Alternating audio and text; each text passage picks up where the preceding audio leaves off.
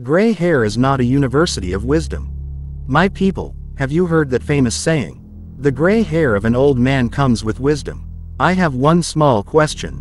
If gray hair automatically means wisdom, why do goats have gray beards and still eat nylon bags? So, what exactly is wisdom? Is wisdom hidden inside wrinkles? Does it arrive with your pension? Or does God deliver it with your first gray hair? Let's investigate before all the grandfathers in the village report me. Imagine 4 old men sitting under one mango tree. The first one has a PhD. The second has traveled to over 80 countries. The third never went to school. A village farmer who cannot write his name. The fourth is a city artisan, a mechanic who has repaired engines for 40 years. Now the question, who has the most wisdom?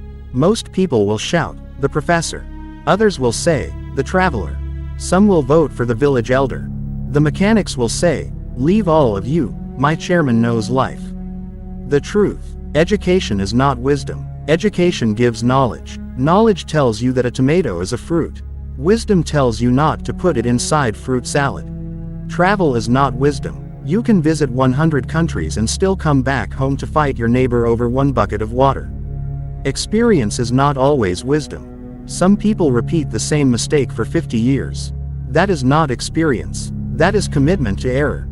Age alone is not wisdom. If age automatically produced wisdom, there would be no old scammers, no corrupt elders, no kings who destroyed their own kingdoms. History proves that, in the Bible, King Solomon asked God for wisdom, not long life first, not riches first. God gave him wisdom because wisdom is a gift that must also be cultivated.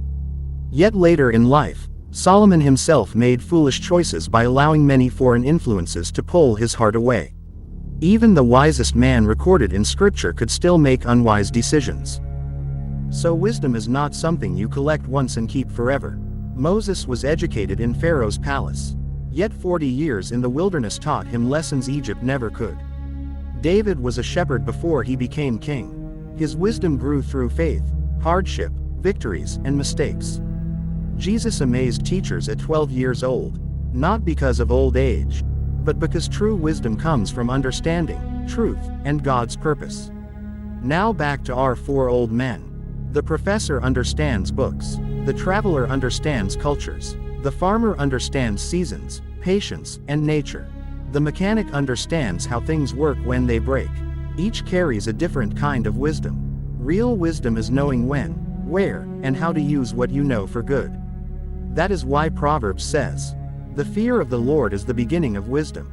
Notice, it doesn't say the beginning of wisdom is gray hair. It doesn't say university. It doesn't say passport stamps. It points first to reverence for God. So why do we respect elders? Not simply because they are old. We respect them because many have survived storms we have only read about. But respect should never stop us from thinking. An old person can still learn. A young person can still teach. Sometimes your grandmother cannot operate WhatsApp. Your 10-year-old nephew becomes her professor. Everybody laughs. Then grandma teaches him how to survive marriage for 50 years. Now everybody becomes quiet. So who has the greatest wisdom among the 4? The one who keeps learning. The one who listens before speaking. The one who can admit, I don't know. The one who uses knowledge to help others instead of showing off. Because wisdom is not measured by the color of your hair. It is measured by the quality of your decisions. Gray hair deserves respect. Good judgment deserves admiration. And humility deserves both. So next time an elder says, my son, I have seen life. Smile and answer, Daddy, please teach me the lessons, not just your age. Laughter and applause. Remember, knowledge fills the head, experience fills the memory, education fills the mind, but wisdom fills the heart and guides the hands.